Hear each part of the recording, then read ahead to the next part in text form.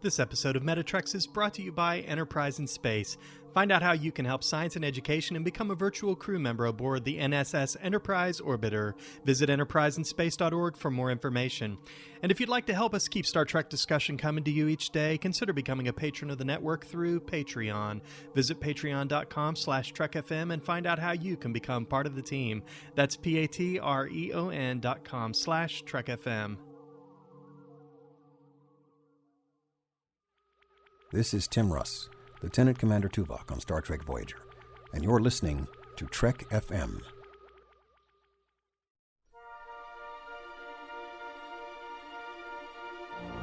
There's no greater challenge than the study of philosophy. My philosophy is that there is room for all philosophies on this station.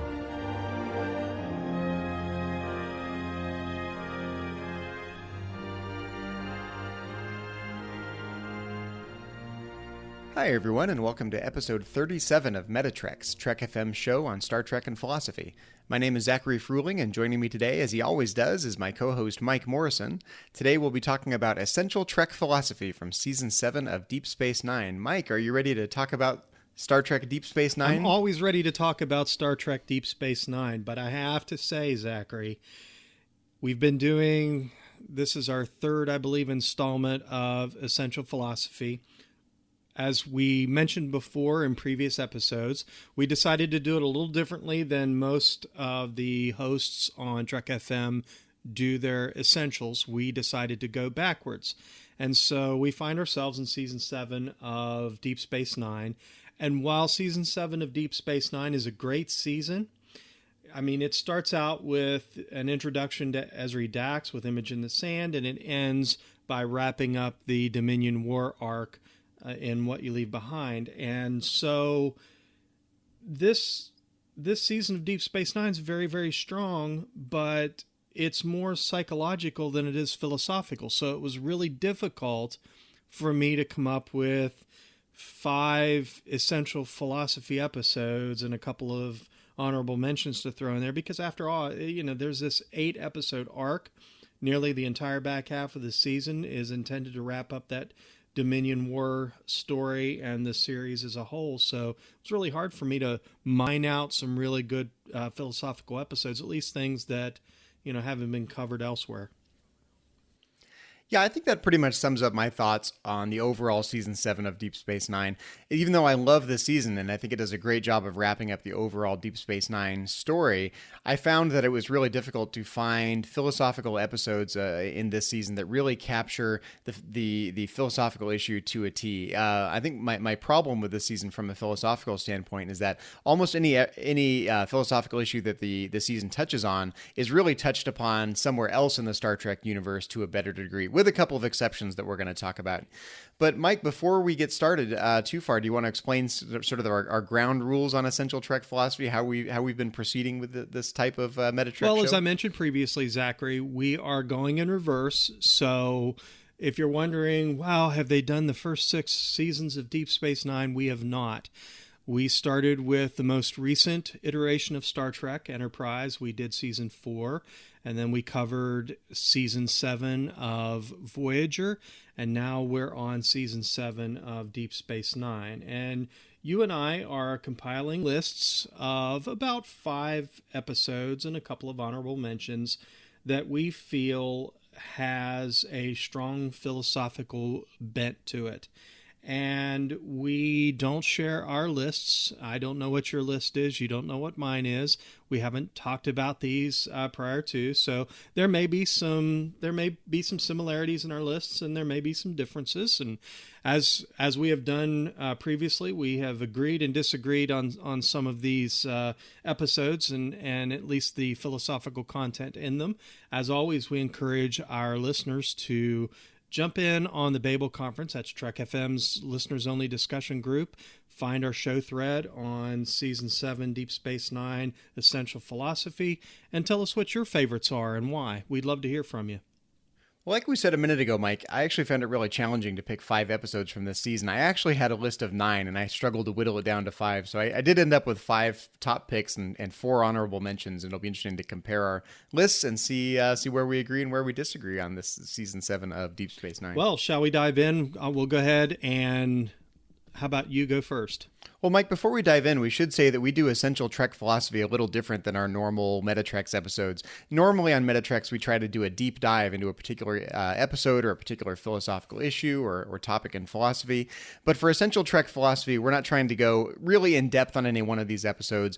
We're just trying to give the highlights from the overall season. So if you're looking for the essential philosophical Trek episodes from a particular season of Star Trek, you know exactly where to go. And we're going to do a deep dive into these episodes and these topics elsewhere in much more depth on other episodes of Metatreks. But for Essential Trek philosophy, we're trying to take the shotgun approach and cover as many of the high points as we can in the overall season. Absolutely. So, Zachary, what's your first pick? So my first pick, and this is absolute top of my list, the one that was I would consider an easy pick in this season, is the episode When It Rains.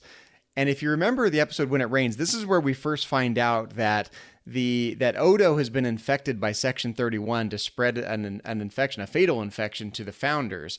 And what I love about this episode philosophically is just that it plays with this issue of consequentialist ethics. You know, how far are we willing to go? How much harm are you willing to cause to an individual, or even in this case, it's a type of genocide to a species as a whole, all for the sake of achieving some sort of overall good. In this case, an end to the war with the Dominion. Yeah, that was actually one of my. Like you, I actually had 10 episodes, and I whittled that down to 5 essential philosophies and 2 honorable mentions. So that was actually really low on my honorable mention list, and for the same reason, I felt it was a nice dive into consequentialism. It's really interesting because it just really tackles that how far are you willing to go? How far is too far? And I found that very fascinating. But there are actually several episodes in this season of Deep Space Nine that really deal with that in different ways. It seems to be a recurring theme in season 7. I think what I like about this particular telling of the story is oftentimes there's a clear sort of the consequences are really clear. Like if you do a certain action that's going to prevent a war and that's going to save billions of lives. In this case, the infecting the Founders with a fatal disease amounts to a type of genocide. So as I kind of weigh the consequences that are at play in this episode in my mind, you've got all the potential lives that are going to be saved or lost as a result of the war with Dominion versus the total number of Founders that there are, and it becomes kind of a numbers game. Which way do you go to save the maximum number of lives, and is it really worth what amounts in my mind to a genocide? And I think, as I see it, the ethical dilemma here in When It Rains is somewhat similar to the ethical dilemma in the episode in The Pale Moonlight. In that episode, if you remember, Captain Sisko has to face a dilemma of basically what amounts to killing a Romulan to draw the Romulans into the war. And it's a matter of one person's life versus, the many millions or billions of lives that are going to be saved as a result of stopping the war with Dominion. But this episode, I think it's a little harder because the dilemma at play in this episode is essentially a type of genocide. Should the Federation be willing to commit genocide against the Founders for the sake of preventing a war? And I don't think that's as clear cut of an ethical dilemma, even from a consequentialist standpoint, as in The Pale Moonlight. So, not in any particular order, Zachary, I'm going to go ahead and throw one of mine out simply because it's related to When It Rains, and that is Extreme Measures. Again, I wouldn't call this my top pick, certainly not, but definitely on my list. Extreme Measures, Zachary, of course, is the episode in which Dr. Bashir manages to lure Luther Sloan, the operative from Section 31, that we met in actually prior to When It Rains, but he made several appearances in Deep Space Nine. When It Rains was one of those. And so he lures Luther Sloan to Deep Space Nine in order to get out of him the antidote to the virus that was created to cause the genocide of the Founders. And so in the course of interrogating Sloan, Sloan attempts to commit suicide, and so Bashir and O'Brien decide to take, extreme measures to try and extract that information from him. And what I really like about this episode, again, you're dealing with consequentialist ethics. How far is too far? How far are you willing to go? In fact, there's a conversation that takes place between Bashir and O'Brien.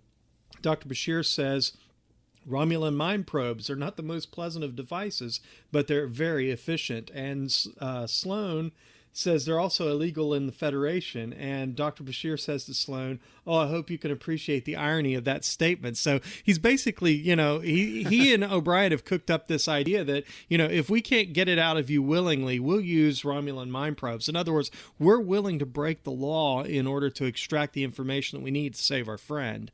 So really strong leaning towards consequentialist ethics. But it also, this episode explores a little bit, I think, the nature of consciousness, because they kind of go on a journey inside Sloan's mind, if you will. And Sloan's mind, of course, kind of takes on the persona of the space station, Deep Space Nine, and they're moving through the corridors, they're going through different rooms, they're going through file cabinets, and these, of course, are the essential pieces of knowledge that Sloan has collected over the years. It is, in essence, Section 31. So I thought it was a really neat, interesting dive into the nature of consciousness as well. Well, I got to say, Extreme Measures was also on my list, so I'm going to cross that one off my list as well. I didn't put it on my list for the consequentialist reasons. I think you're right. In general, this season has kind of a consequentialist bent to it. How far should Federation members be willing to go to end the Dominion War? And in one way or another, that's the persistent theme and the ethical dilemmas in this season. But I was really fascinated by this look inside Sloan's mind. I mean, it's an interesting dramatic question, first of all. If you're going to depict the inside of someone's consciousness, how are you going to do that visually on screen? And I think it's fascinating to use Deep Space Nine and the metaphors that you described, file cabinets and drawers and rooms and corners, to describe, the structure and the contents of the information and the knowledge inside one's mind. So I think that's fascinating. And of course, I think whenever there's an issue of conjoined consciousness or someone visiting someone else's consciousness, whether it's a Vulcan mind meld, whether it's an empathic or telepathic connection, whether it's a Romulan mind probe, whatever the technology or the device is, it's an interesting question of what's the phenomenology of that? What is the experience of sharing someone's consciousness or visiting someone else's mind?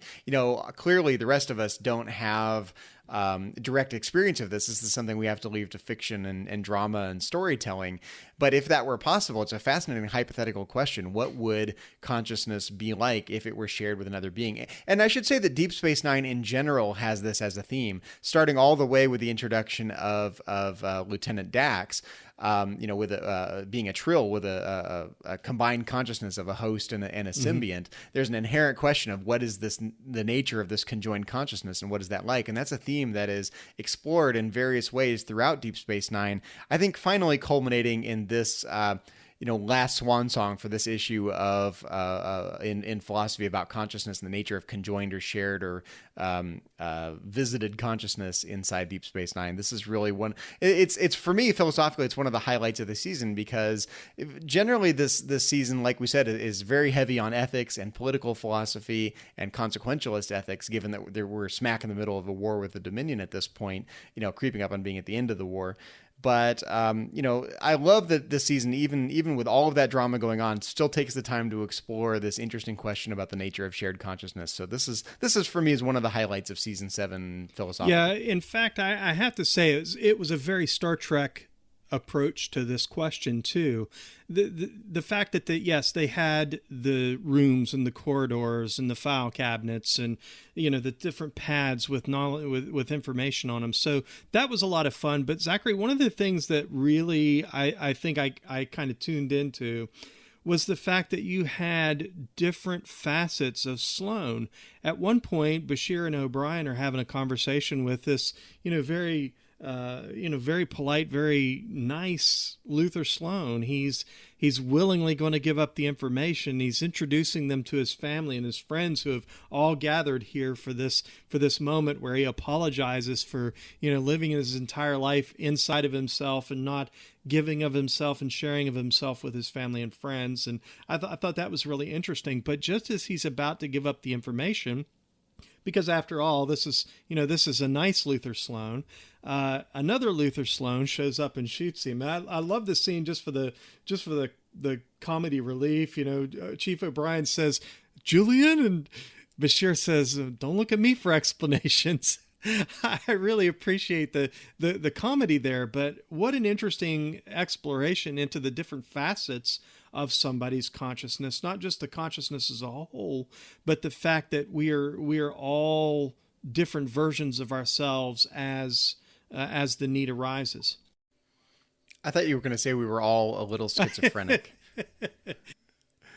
Well, frankly, Mike, that squares with my experience of consciousness. I mean, I have an interior monologue, and I often have what I would describe, for lack of a better term, as interior dialogues with myself. Different facets of my personality, or different approaches, different parts of my temperament, different desires, different whatever. There's an ongoing sort of interior battle or debate or discussion between these different facets, none of which gets expressed outward very much. And this really does kind of square with my sense of consciousness. I have a certain vision of myself, and I've got other parts of my consciousness that are in tension with that narrative I tell about myself.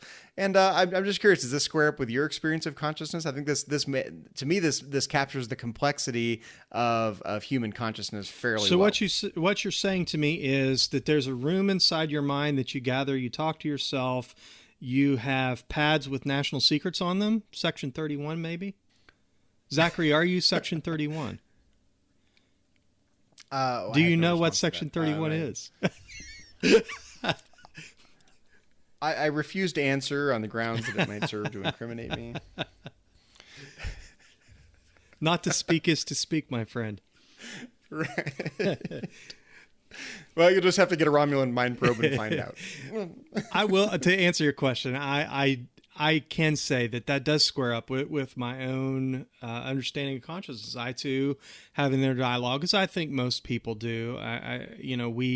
We see it often depicted in cartoons as a devil on one shoulder and an angel on the other, and sometimes that's just depicted as the individual and this kind of back and forth tug of war. And so I thought this was really interesting because it took the angel and the devil off the shoulder and it put them in a space station, and you got to see that tug of war, I think, in a more realistic sense. The two, the good, and I won't exactly call evil Sloan, but that's certainly the imagery that you're given there. You're given the imagery of a good Sloan and an evil Sloan, one who's willing to give up the secret to save Odo and to benefit O'Brien and Bashir, and then certainly one who is willing to commit murder in order to suppress that information. So I found it interesting. It does, in some sense, jive with my own experience.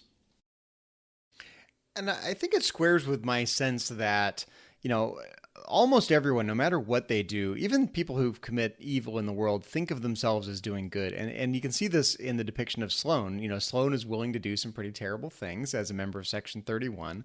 On the other hand, he really does, there's a part of him that really does see himself as Sloan, the family man, as a good guy with good motivations that everyone likes. And that's a part of his inner narrative that he tells about himself, about who he is. There's a really interesting conversation that takes place between Sloan and Bashir, in which Sloan gives Julian a read of who he thinks he is.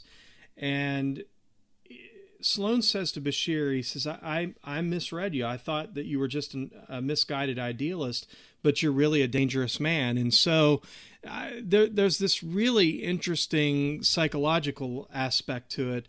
But again, this dive into the nature of consciousness, the fact that Bashir and O'Brien were able to be injured while they were in there. I thought that was fascinating. We know that that's actually a documented phenomenon in which people will experience a wound as a result of something they were dreaming because of the severity of the imagery that's being processed by their minds. Their body reacts to it in some way. Yeah, this is something I don't know very much about, Mike, but it strikes me that it's related in some way to psychosomatic illnesses, that whatever's going on in your mental experience has some impact on, the health or the well-being or the experience of your physical body.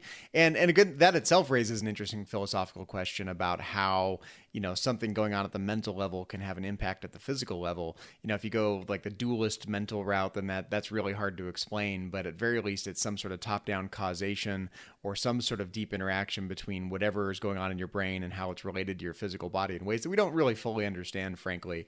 But that, it's a fascinating take on the relationship between mind and body, given that there seems to be some sort of causal relationship, in universe. Yeah, just another reason why I definitely think that this is essential philosophy for season 7 of Deep Space Nine. Well, Mike, talking about extreme measures is a good segue into my next pick, which is the episode After Image, which is one of the early episodes of season 7 of Deep Space Nine. And if you remember, After Image is the episode where we first get a deep dive into a look at the character of Ezri, who is the next host of the Dax symbiont. So we're introduced to Ezri Dax. And even though we do get a couple of episodes with Ezri before we get After Image, in the episode of After Image, you can see the writers attempting to explore this question of what it means for a new host to take over a symbiont.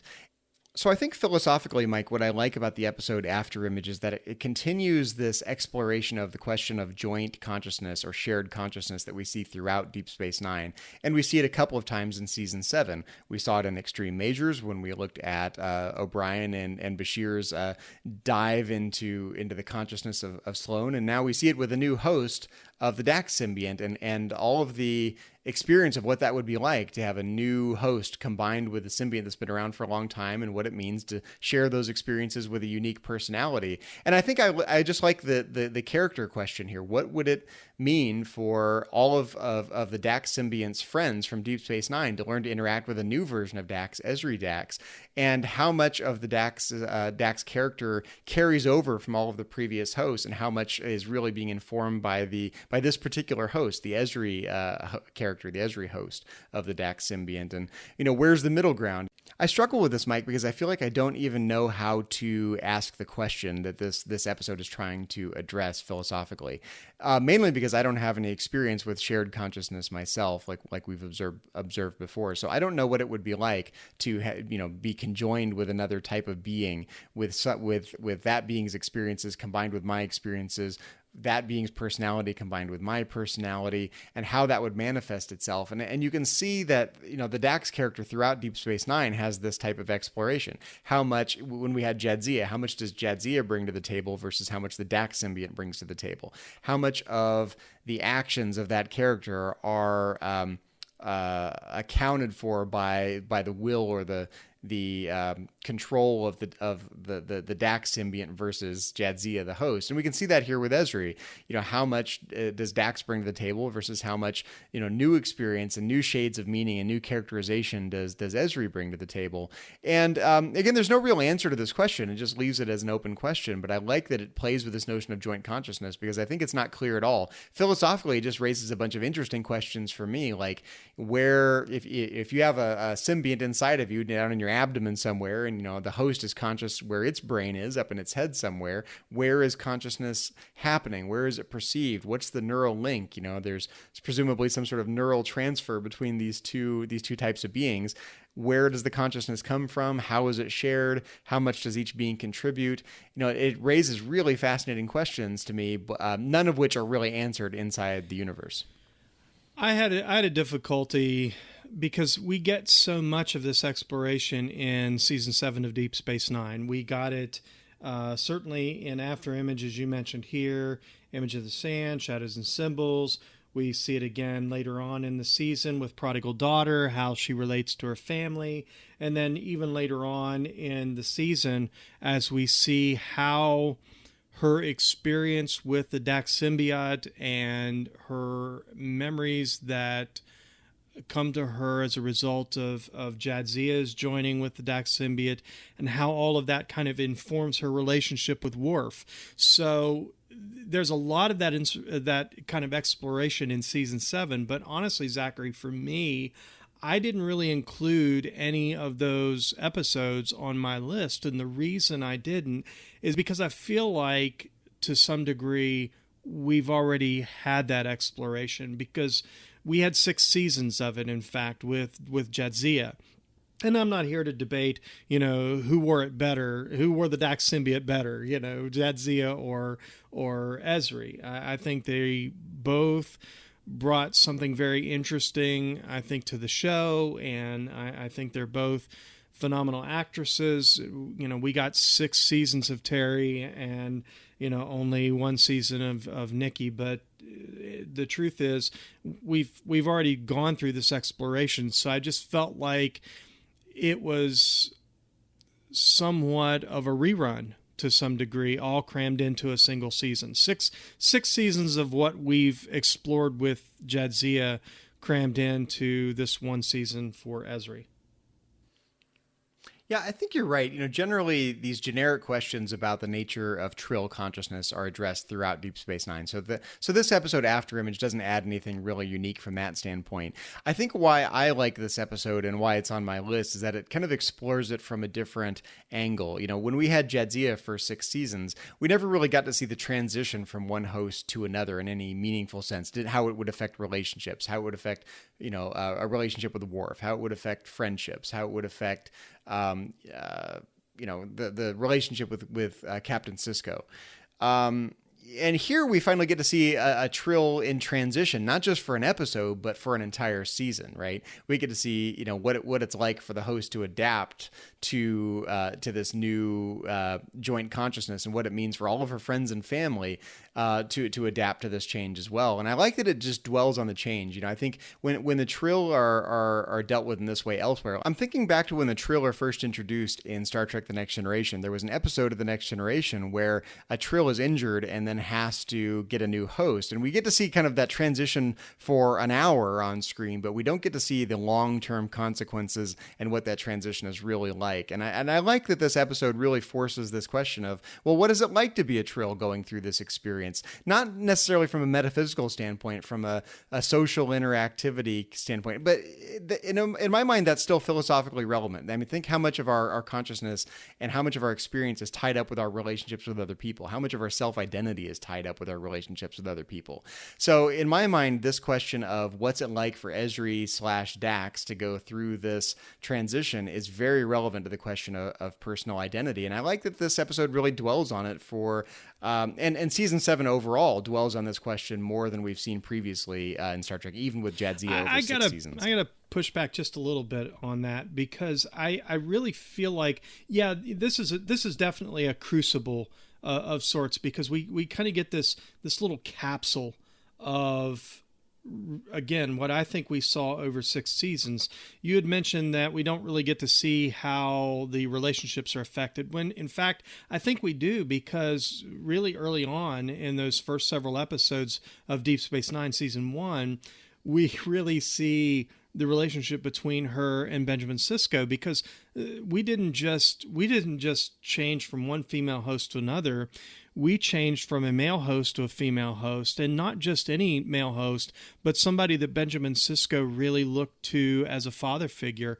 Curzon was kind of the crazy uncle that Sisko had, that took him to a Ryzen bar and got him drunk, and they have these stories, these crazy things that they did, and now this crazy old guy that he used to hang out with that took him on these crazy adventures is now a beautiful young woman who is under his command.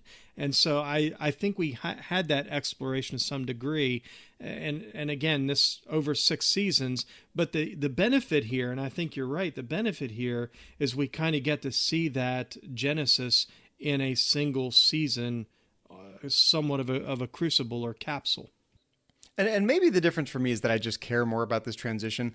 When we're first introduced to Jadzia, we didn't really know Curzon. We didn't have any emotional attachment to him. And we've spent 6 seasons of Deep Space Nine at this point getting emotionally attached to Jadzia as a character, right? And she's very familiar. We know lots about her. We care about her as a character, as fans. And losing that character and gaining a new character, I think there's just a bigger emotional stake for us, the viewer. Again, that's not terribly relevant philosophically. That's not a reason to necessarily to put this on the list. I mean, inherently, I think the issues are interesting, but I think it's a better exploration in my mind because we do care about that. We care about the transition more than we cared about the transition from Curzon to Jadzia. I really think, and listeners, we'd love to invite you to chime in on this. I really think that Dax would be a great exploration for us to take on sometime on Metatrax. I'd love to see what our listeners think of that. If you'd like to chime in and tell us what you think, would you like to see an exploration of Dax, be it Curzon or Jadzia or Ezri, all of the above? We can even go back further than that and explore this character, because I think there's really a lot to be understood, and I think there's a lot that if you're not thinking in a philosophical way, you really miss what this character means to the overall Star Trek story and its mission to explore the human condition through the lens of science fiction. I think, Mike, you make a really interesting point that oftentimes in Star Trek in general, these philosophical issues are explored one episode at a time, right? There's an episode on a particular time travel episode or a particular episode about personal identity. But just as Deep Space Nine, from a dramatic standpoint, has long story arcs, I think you get what I would call philosophical story arcs in Deep Space Nine. And this long-term exploration of the nature of consciousness and shared consciousness and what it means to have those experiences as a character like Dax, that is an attempt to not just deal with these philosophical issues in a one-off episodic kind of way, but really to take a fundamental premise or an idea and run with it for 7 seasons. And I think you can see that in the Dax character. There's this interesting premise. What if there was this species that had a joint consciousness, a host and a symbiont? Well, what would that mean? Well, we can spend an episode on that, and Star Trek The Next Generation does that very well in that episode I mentioned with the Trill. But in Deep Space Nine, you get 7 seasons of what it's like to be a Trill, what it's like to have a joint consciousness. So I think there's just a depth to Deep Space Nine's exploration of these issues that you don't get in the other more episodic series of Star Trek. Indeed. So I definitely think we should put it on the calendar, do an episode of Metatrex on Dax's new digs. But my question, Mike, is which Dax? Are we going to cover the Russian epic of Cinderella? Or are we going to do the Dax scene in Star Trek VI, The Undiscovered Country? Or we want to stick with the Trill version of Dax? Trill version. I was looking forward to talking about the Russian epic of Cinderella. It amazes me how sometimes we'll see these names pop up in Star Trek. For instance, we had an Admiral Chakotay.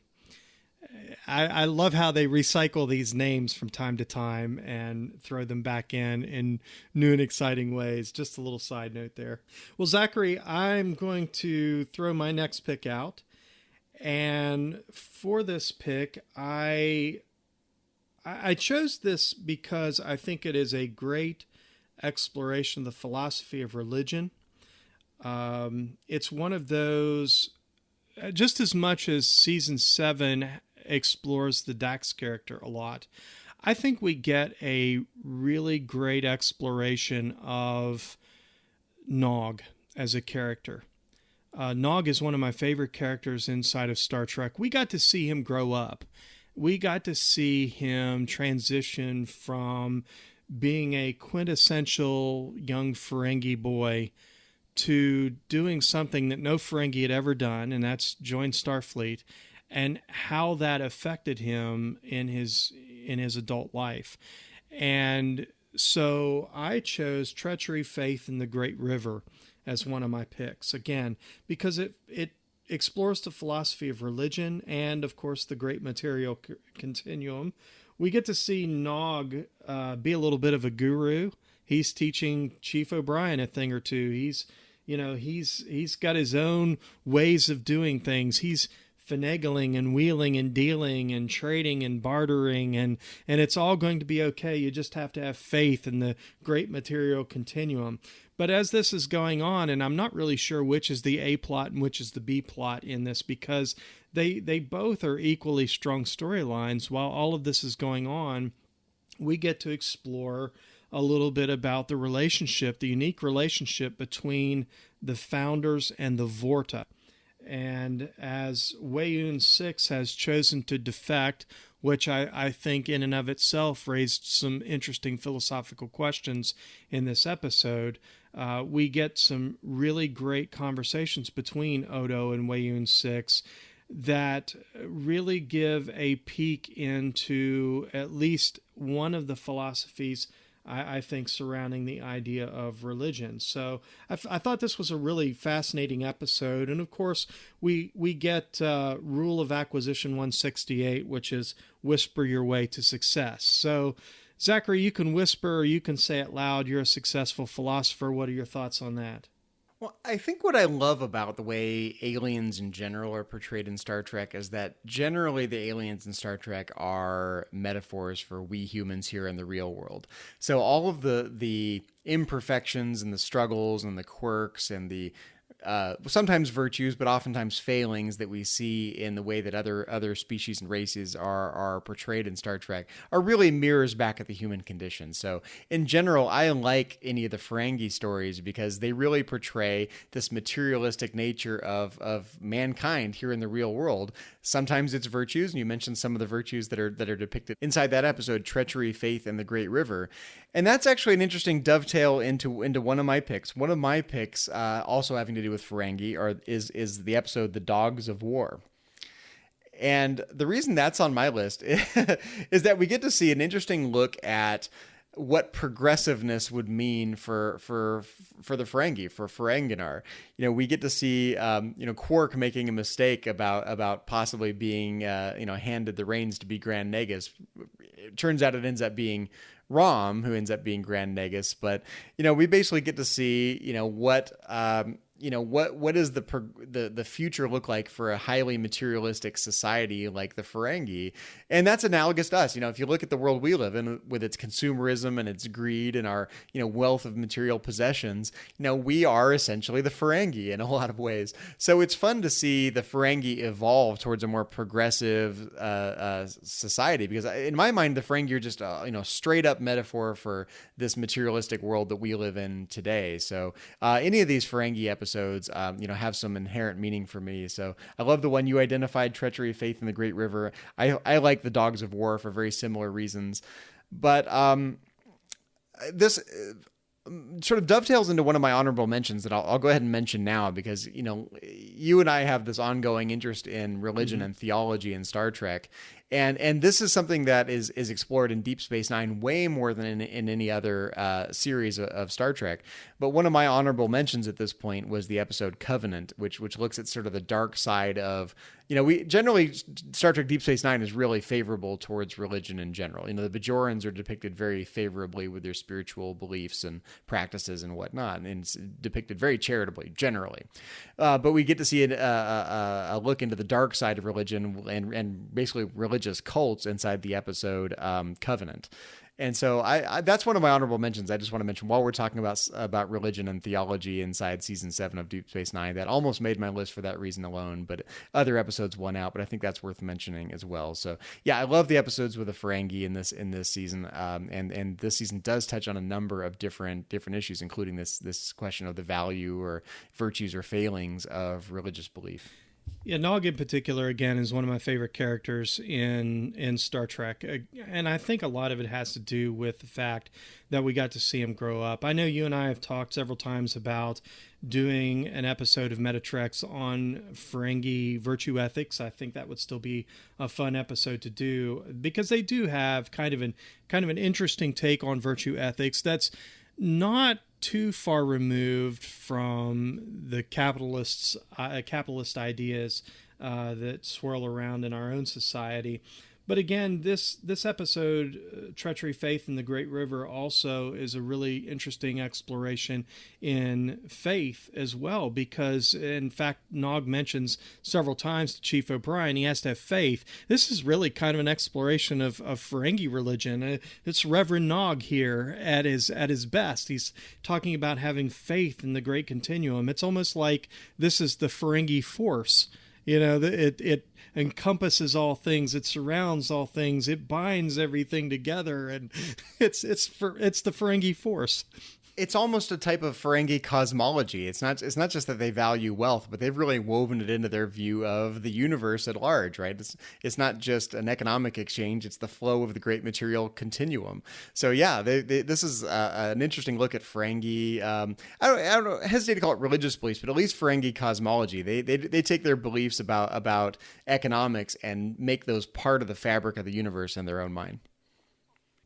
Well, if you think about it, Zachary, even Ferengi heaven is depicted as a place of commerce. You have to buy your way in. You have to bribe your way in. So I think your word cosmology is interesting, but I mean, let's call it what it is. It's religion. And while all that's going on in Treachery, Faith, and the Great River, there's the exchanges that are going on between Odo and Weyoun 6.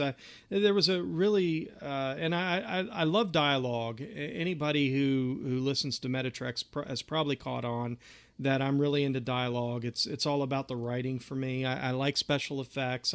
I dig the pew pew. I'm a ship geek, and I'll geek out with the best of them when it comes to ship designs and so on. But I really dig the writing and dialogue.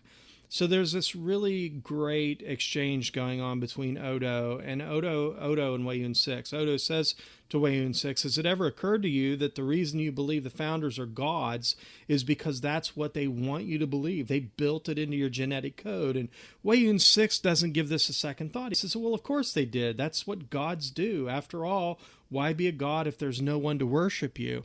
And so that really raises some interesting questions, I think, philosophically, about the relationship that exists between the Weyouns, the Vorta, and the founders. And for that matter, it also raises some interesting questions about the role that religion plays in our own world. During some of those exchanges, Odo is interrogating Weyoun 6 to some degree, trying to figure out why he defected. And really, at the end of the day, the reason why Weyoun defected was a step of faith, because he realized that he wanted to be closer to Odo. In other words, he chose to worship Odo over the rest of the changelings. Well, Mike, while we're talking about this, what do you think about the sort of compare and contrast between the way in which the Bajorans relate to their gods, the prophets, versus the way that the Vorta relate to their gods, the founders? Is there anything interesting we can learn in the compare and contrast amongst those two, religious beliefs? The fascinating thing for me, and we'll take a look at the relationship between the Bajorans and the wormhole aliens. For me, the prophets are benevolent, but they're out of sight. In other words, the Bajorans have never really seen them. They're depicted in stories and their mythos and so on, but they've never really had a conversation with any of the prophets. There's never been any kind of rapport.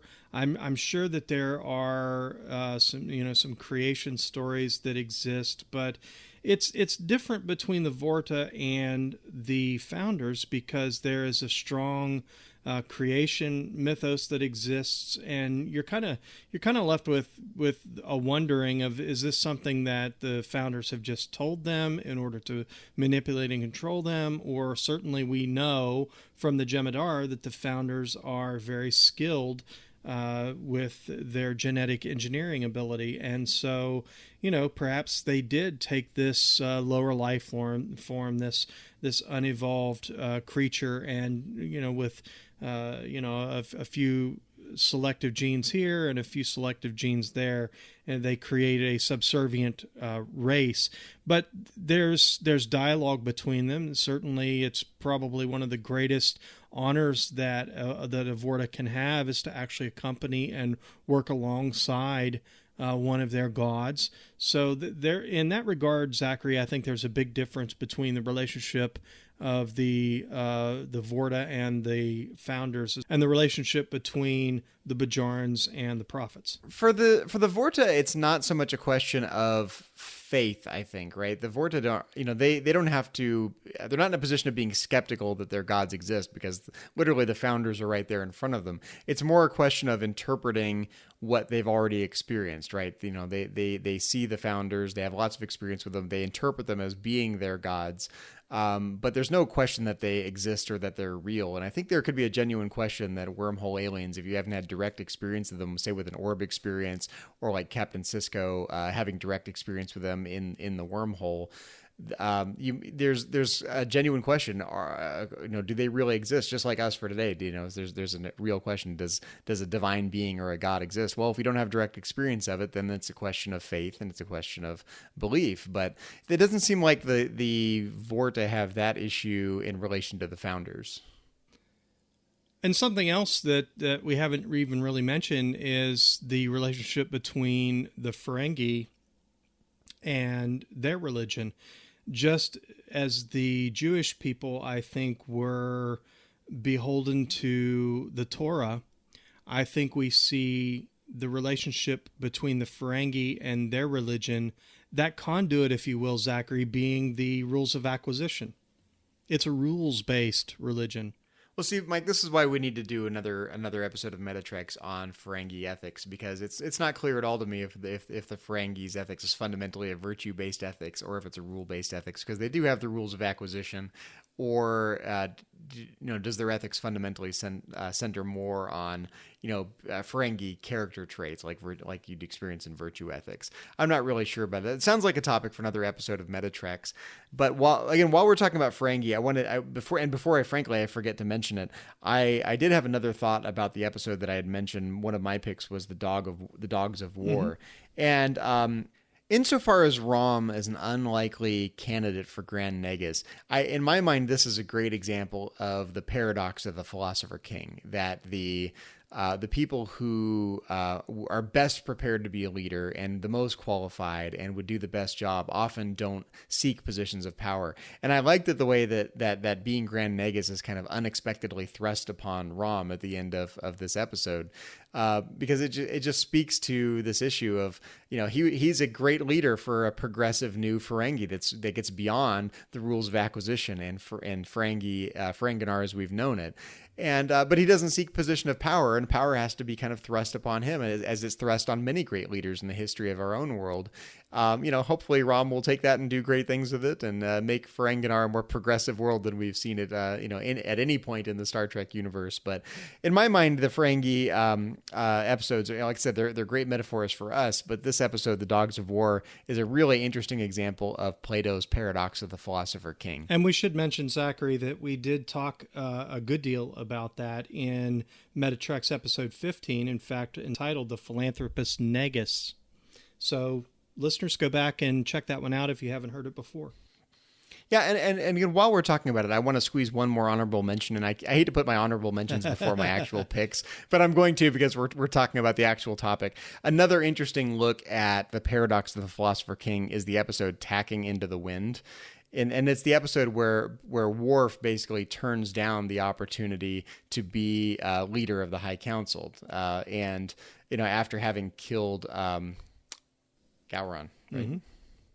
After having killed Gowron, Worf basically turns down the opportunity to be leader of the High Council. And I think almost anyone would think that Worf would make an incredible leader of the High Council. And when the mantle is finally thrust upon Martok, he doesn't want it either at first. He has to be convinced to take the mantle and be a leader of the High Council himself. So Chancellor to become Chancellor Martok. And I just like that, these leaders that really would be great leaders, they encapsulate the virtues of, in this case, Klingons more than almost any other Klingon we see in the Star Trek universe. And neither one of them wants to take the responsibility of being a leader. They don't seek that as an end in itself. So again, that's just another great look at the paradox of the Philosopher King inside season 7 of Deep Space Nine. Indeed. Well, Zachary, along the theme of Ferengi, as I mentioned, Nog being one of my favorite characters, I absolutely love this particular episode for Nog, and that is It's Only a Paper Moon, being one of my picks. I think this is a really fascinating episode for a lot of reasons. I think it explores medical philosophy, but I think even beyond that, we get a really interesting exploration of the character Vic Fontaine, and we explore the nature of existence and free will. There's a great dialogue going on between Nog and Vic, and Nog asks him, when you sleep, do you dream? Kind of a criteria, if you will, for consciousness, at least I think in Nog's mind. Chief O'Brien happens to mention that Vic has the ability to turn himself off, to turn himself back on. If he doesn't want to come online, he doesn't have to. And Nog asks him, so you mean he has free will? And Chief O'Brien actually says, well, I'm not a philosopher. I'm an engineer. But I think it's an interesting exploration into what again, there's a lot of psychological aspects with Nog experiencing PTSD and what he's going through, but there's a lot of interesting medical ethics questions that are being asked in this episode about how much of this fantasy should they allow him to indulge himself in, to go hide, as they said in the Holosuite, but also that interesting exploration of the Vic character and the nature of his own consciousness and free will. I think it's a very fascinating episode. I think the thing I struggle with this season in general, and maybe a little bit of Deep Space Nine as a whole philosophically, is that so many of the interesting issues in this season of Deep Space Nine are wrapped up not just with philosophy in a narrow sense, but they're wrapped up with sociology and they're wrapped up with psychology. And there are these really interesting, deep dives into other areas of thought besides sort of strictly speaking philosophy.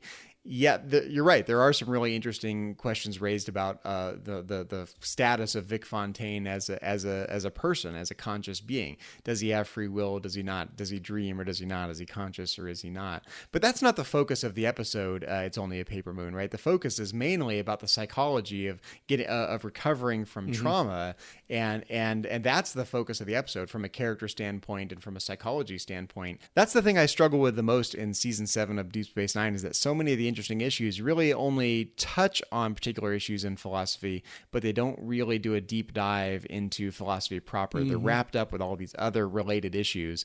And these are great, deep, important issues worthy of our discussion on Metatreks, but they're not philosophy in some narrow sense. So It's Only a Paper Moon is one of my favorite episodes that's ever been on Star Trek. Same here. It's an amazing character development episode. It speaks to me. Anyone who's experienced trauma or trouble in life, will get something out of this episode.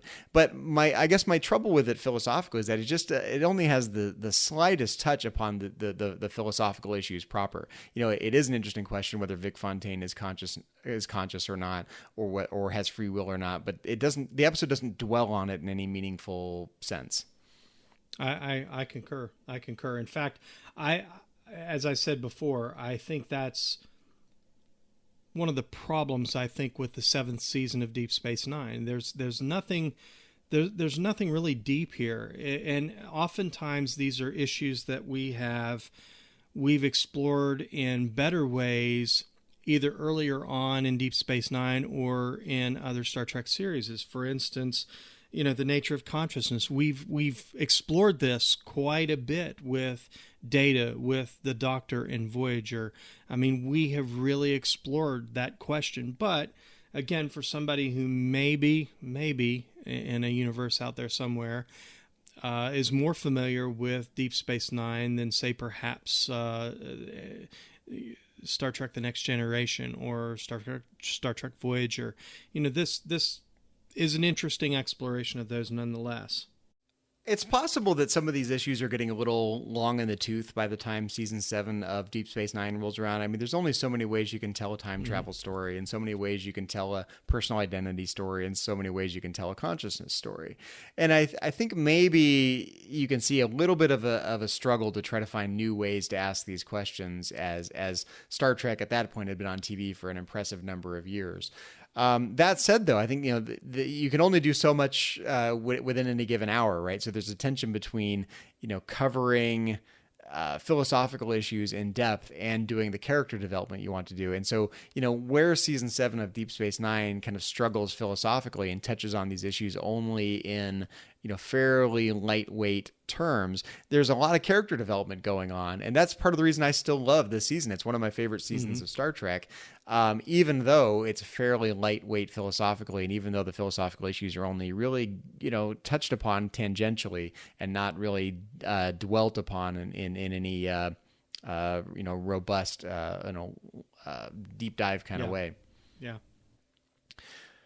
Okay, so I think you've done 3 of your picks, and I'm going to give you my last. We overlapped one, so I'm going to give you my last pick here. My last pick for essential Trek philosophy from season 7 of Deep Space Nine is The Siege of AR 558. Great episode.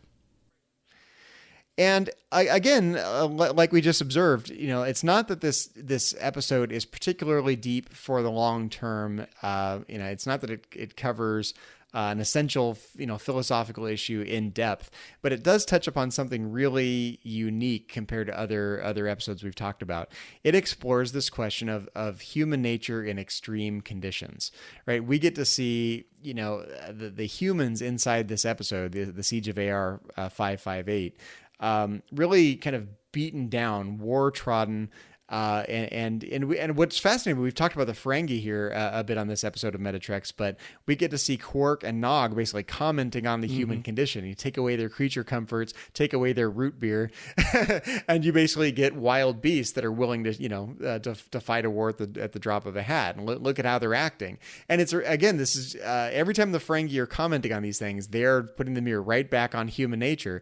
And this look at human nature in extreme conditions is really important, because I think you can learn something about ourselves from these kinds of stories.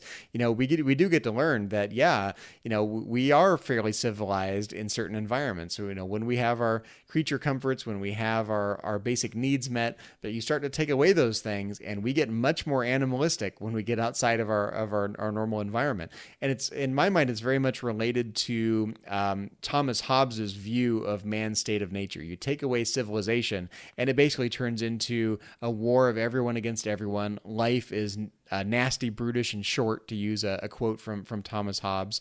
And that's what we see in this episode of AR 558. We get to see, all of the high morality of the Federation stripped away and put humans in their most basic civilization-free situation, and how do they act, and just put that on screen, and have the Ferengi there as kind of a Greek chorus to comment on it. And I just love the Ferengi commentary on man's natural state, because when the Ferengi were first introduced, they were introduced as warlike. They're the ones with the leather and the whips, right? And the Federation was very civilized. Here we get to see a really interesting reversal of the relationship between the Federation and the Ferengi, where it's the Federation that's looking animalistic and warlike, and like Thomas Hobbes's depiction of the state of nature in his work. And it's the Ferengi who are taking this sort of high moral ground and saying, look at how terrible these humans are when you take away their creature comforts. And that's a fascinating reversal of the relationship between the Federation and the Ferengi in general. And like I said, it's just a fascinating. You don't get to see this side of humans in Star Trek very much. And I like that Deep Space Nine took the time to explore the worst of mankind. Yeah, as well. I don't know about root beer, but I tend to get a little grouchy when people mess with my Diet Dr. Pepper. This one was actually on my list as well, Zachary, so we can check that off for both of us. And for all the reasons that you mentioned, this is a really interesting exploration of man pressed. I can't think of a better way to articulate it. If you really put the pressure on, how are we going to react? How do we and by the way, these are supposed to be evolved human beings. I mean, we're in the 24th century, and we're somewhat evolved, and we're enlightened, but yet this looks very familiar to anyone who's ever watched a World War II movie or a documentary. This looks very familiar, and I realize that our experience is what informs this particular look into the future, but I think it's an interesting commentary on the fact that there are just some things that won't change. And I think the conversation between Nog and Quark is very relevant. And I think that's basically what they're saying. Listen, they're wonderful, kind, generous, good people, but they've not come as far as they think they have, and you put enough pressure on them, you put them in the right situation, and they're going to revert to their baser natures. And this is something I think it's easy to take for granted philosophically. It sounds kind of obvious. You take away humans' creature comforts and they get more animalistic and brutish. But I think it's in the history of philosophy, that's not obvious at all. If you look at the difference between, say, Thomas Hobbes's view of the state of nature, kind of like what we see in AR 558 as nasty, brutish, and short, warlike, animalistic, versus, say, someone like Rousseau or John Locke's depiction of man's natural state, where we have natural rights and we have free will and we have a right to life and liberty. And for John Locke, it was property, but we sort of think of it more as the pursuit of happiness here in America. That's a different view of man's natural state that grounds our view of human rights and whatnot than what you get in Thomas Hobbes and what you get in this depiction of mankind in the Siege of AR 558. So, I think the risk here is sort of oversimplifying human nature. I think this episode doesn't tell you anything very interesting on the one hand. If you take away our creature comforts, we get violent. Okay, we knew that about mankind. But it's not obvious at all that that's man's default natural state in all cases, at all times. And certainly in the history of philosophy, that hasn't been the default assumption. There is an ongoing debate about human nature and man's natural state, and whether there even is such a thing. Existentialists would deny the entire concept altogether and say it all comes down to free will, individual free will, and there is no such thing as mankind as a whole or human nature as a whole. That those kinds of things are an excuse to take responsibility off of ourselves. So I like that this episode explores the question of human nature, but I think there's a risk of finding its conclusions about human nature too easy to accept and not really respectful of the debate about that human nature in philosophy or even in other episodes of Star Trek. I agree with that completely. Well, Zachary, that leaves me with only one pick, and I do have a couple of honorable mentions that were at the top of my honorable mention list that I do want to throw out. I won't go into any great discussion on them, but I do want to give my last pick, and that is the episode Til Death Do Us Part. And there's only one reason alone that I chose this particular episode, and it is because I really feel that it is a commentary on the nature of free will versus determinism. Is Benjamin Sisko going to choose freely his path in life, or is he going to accept that his path has been determined by the prophets and that he should not go against the path that they've laid out for him? And this process that he goes through as he makes this decision, as he goes back and forth, am I going to marry Cassidy? Am I not going to marry Cassidy? Am I going to do what the prophets want me to? Or am I going to do my own thing because she makes me happy?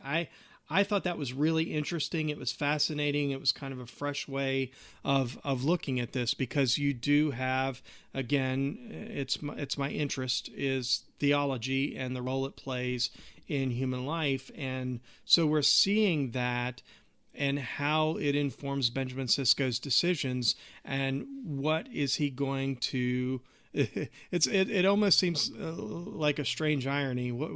Is he going to choose to accept free will, or is he going to choose determinism? I'm glad you mentioned this episode, Mike, because I think this episode is interesting to me on at least three different levels. One level is the level you mentioned, the level of theology. If you have a sort of a theological worldview with a divine being or a God, that any sort of predestination or a plan that's laid out, there's this interesting question of, do you follow the plan or not? Do you have free will or do you not have free will? So theologically, I find this a very interesting episode, and it has a lot to say about that question. I think you can take away the theological element altogether and just ask this fundamental metaphysical question of how does the universe work? Is there one path that's laid out in the fabric of reality through laws of nature or whatnot, or do we have the metaphysical ability to affect the course of events in the future? I think there's a non-theological, more metaphysical element to that question that you can really separate out as a distinct question about the nature of reality, whether or not there's any sort of metaphysical divine being or some sort of higher level of reality or anything like that. So, and then the third question element that I find interesting about this episode is this question of human nature.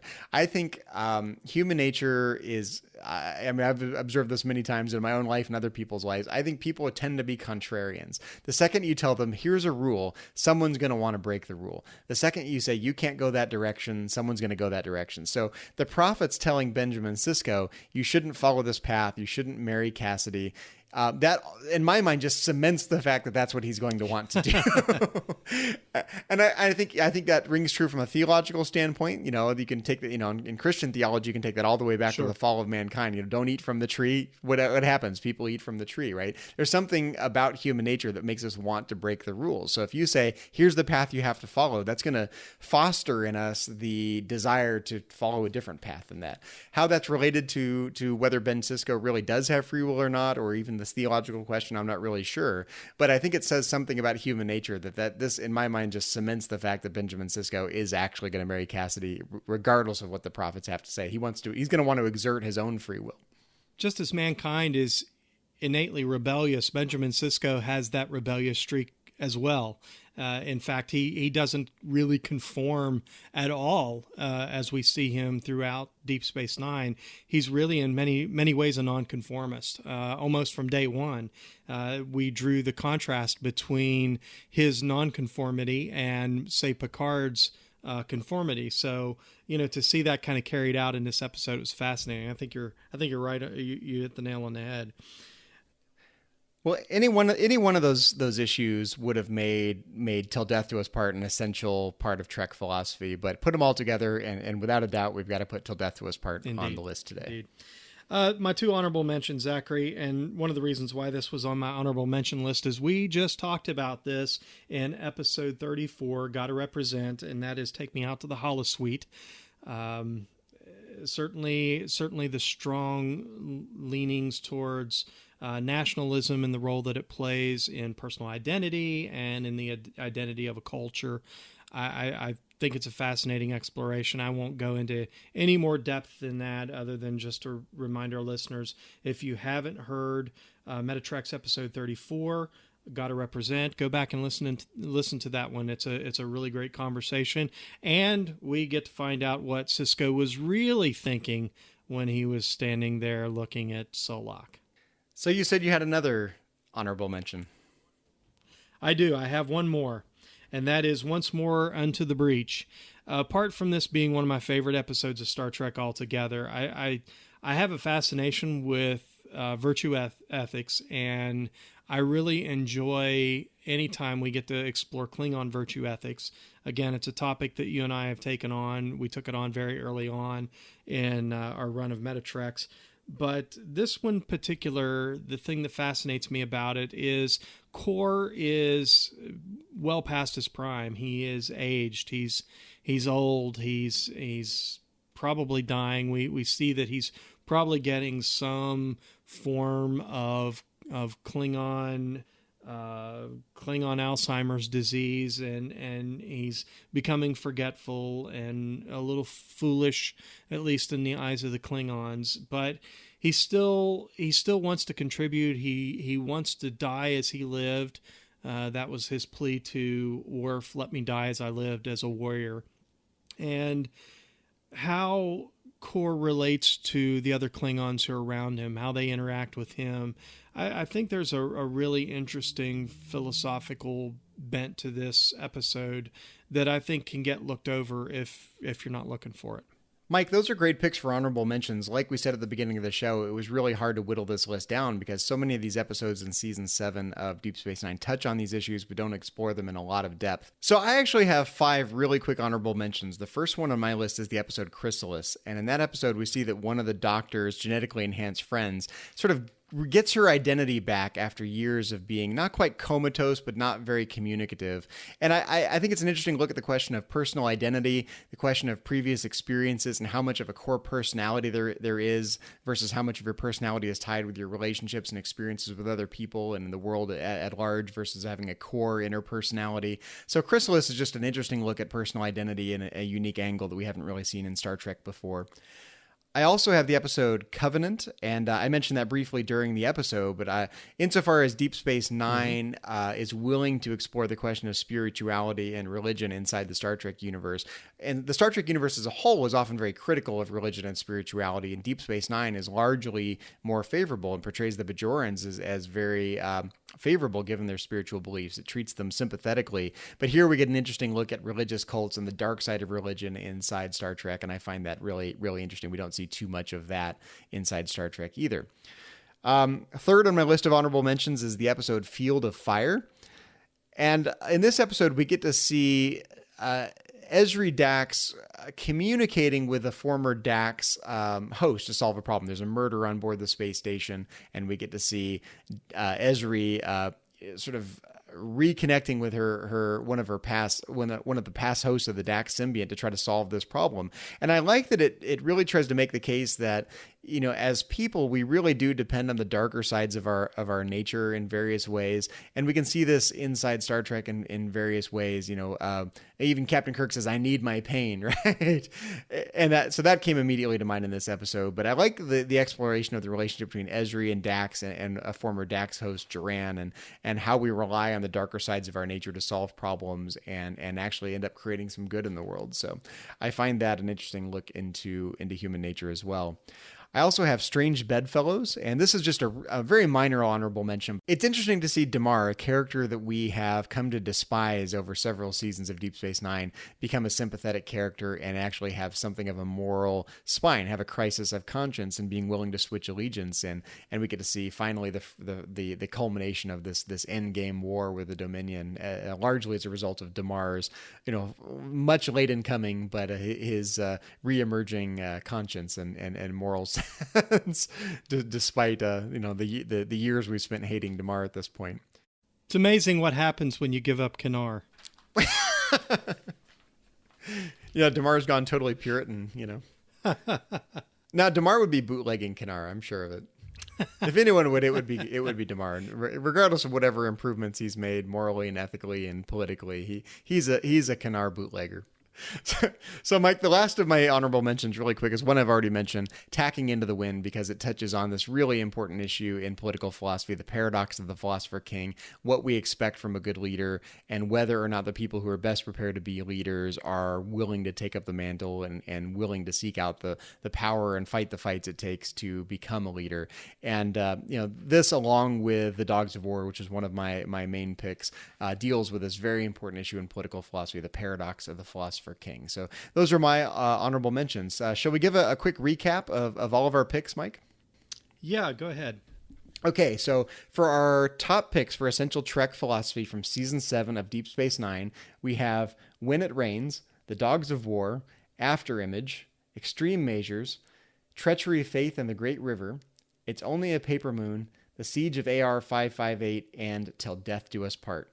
For honorable mentions, we have Take Me Out to the Holosuite, we have Once More Under the Breach, we have Chrysalis, Covenant, Field of Fire, Strange Bedfellows, and Tacking Into the Wind. And that, everyone, is Essential Trek from Season 7 of Deep Space Nine. Essential Philosophical Trek.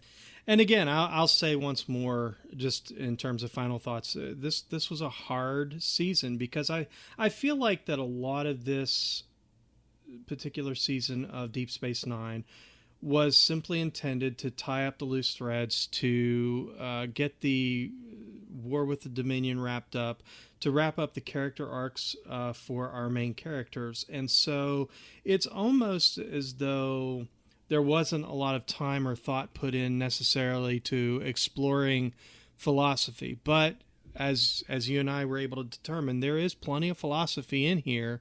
You just have to look for it. I don't think any of it's obvious. I think oftentimes they are philosophical themes that have been explored in better ways in previous seasons and other iterations of Star Trek. So not a really strong season. But that being said, like you, this is one of my favorite seasons of Star Trek anywhere. It really gives us some of the strongest episodes. Again, the Siege of AR 558, It's Only a Paper Moon, Once More Into the Breach, Take Me Out to the Holosuite. These are favorites. These are favorite episodes among fans. That once again, the good philosophical themes that are written into these stories, albeit sometimes shallow and sometimes a little underdone, oftentimes can be looked over. And so I would just encourage, as everybody's doing the rewatches and you're going back and you're watching Star Trek Deep Space Nine, to look for these philosophical themes. And once again, I just want to encourage our listeners to tell us what your picks are. Did you agree with our picks? Do you have different picks? Do you like episodes for reasons perhaps that we didn't mention? Jump into our show thread and talk to us about it. We'd love to hear your feedback and your thoughts about Season 7 of Deep Space Nine. Well, Mike, I don't think I have much to add for my final thoughts that we haven't already said. Like you, I struggled to find these episodes to put on my list today. I think I'm a slightly more charitable interpretation of Season 7 of Deep Space Nine is that each of these episodes is a wonderfully crafted art piece. Not only did they manage to wrap up the Dominion War, not only did they manage to pack an awful lot of character development into this final season, but they also managed to make sure that these episodes touch on any number of different philosophical issues that we've talked about. The downside is that, these episodes have to do a lot of duty. Being the last season of Deep Space Nine, there were a lot of open threads that needed to be closed, some character development they wanted to see through to the end of Deep Space Nine. And it can create the appearance that these philosophical issues are tacked in there without a lot of thought. But I think a slightly more charitable reading is that really they took a lot of time to make sure that as they're doing all these other things, they're still touching on issues that are important and also the culmination of several years of philosophical thought. We get to see not just one episode about consequentialist ethics, but we get to see consequentialist ethics writ large in terms of the war with Dominion over several seasons. We get to see not just one episode about trill consciousness and joint consciousness and the nature of consciousness, but we get to see 7 seasons of that as we explore the Dax character in depth, culminating in the episodes that we talked about here for Season 7. So I think on the one hand, I'm a little disappointed in this season. On any particular issue, I think you can find other episodes of Star Trek that explore those issues in greater depth with more nuance. On the other hand, I'm impressed with the way in which they were able to sustain 7 seasons of development on some of these issues in the long term over Deep Space Nine as a whole, culminating in Season 7. So for my final thoughts, I think this season of Star Trek is definitely must-see television no matter what. It's one of my favorite seasons of Star Trek that's ever been on television. I'm a little disappointed at the philosophical content. Part of me always wants to linger on those issues a little bit more and a little more depth, and I can go elsewhere in Star Trek to find that. But you can't beat the character development or the way in which they wrapped up the fairly complex multi-season arcs of Deep Space Nine and still managed to squeeze in some philosophy. So very very well done Star Trek as a whole. So those are my final thoughts. I think if you haven't seen these episodes or haven't watched them with these philosophical issues in mind, give Season 7 of Deep Space Nine a rewatch and let us know your thoughts on the Babel Conference. I agree, Zachary, wholeheartedly. Well, it's been a lot of fun talking about Essential Trek philosophy from Season 7 of Deep Space Nine, but as always, this isn't the only thing we've been talking about here on Trek FM this past week, so here's a quick look, everyone, at some other things you may have missed elsewhere on the network. Previously on Trek.fm, The Ready Room. Please sit down, let me get my eel. Yeah, right. It just slapped. See, now that would have been awesome if he had just slapped the eel on Archer's face, and then Archer, that entire meaningful scene at the end of the episode, the discussion between Archer and T'Pol, if he had had a giant eel stuck to his cheek the entire time. The Orb. And what's so great, I think, about Star Trek Deep Space Nine is, especially with Sisko, is you get to watch somebody slowly become a believer in a faith, and it's shown as being reasonable. Literary Treks. The big difference is when you're doing nonfiction books, the way we do them, we do a lot of interviewing, and the interviewing requires a lot of transcribing tapes, and that's possibly the most miserable job one could ever run into. It's a real task. And that's what else is happening on Trek.fm. Check out these shows and find out what we're talking about in your favorite corner of the Star Trek universe and beyond. You'll find us anywhere you get your podcasts. If you're an Apple user, be sure to hit the subscribe button. That really does help us greatly, and it makes it easier for other listeners to find the show as they search iTunes. If you're not an Apple user, no problem. We've got you covered as well. You can find our shows just about everywhere you can find podcasts: Stitcher, TuneIn, SoundCloud, Windows Phone, and of course you can always stream and download the MP3 file from our website and grab the RSS link as well. Another way you can help us keep all our shows coming to you each week is to become a patron of the network on Patreon. If you visit patreon.com/TrekFM, that's patreon.com/TrekFM, you'll find our current goals and different milestone contribution levels, along with all the great perks that we have for you. These perks include things like early access to content, exclusive content, producer credits, seats on our content development team, and many, many more. We really appreciate any support that you can give us, and we hope you'll join the team. Again, you'll find all the details at patreon.com/TrekFM. And don't forget to check out Enterprise in Space, a project of the nonprofit National Space Society that will design and launch an 8-foot orbiter and return the craft to Earth. The NSS Enterprise orbiter will carry more than 100 student-designed science experiments into space, and you can help make it happen. Visit enterpriseinspace.org to find out more and to get your seat on the mission.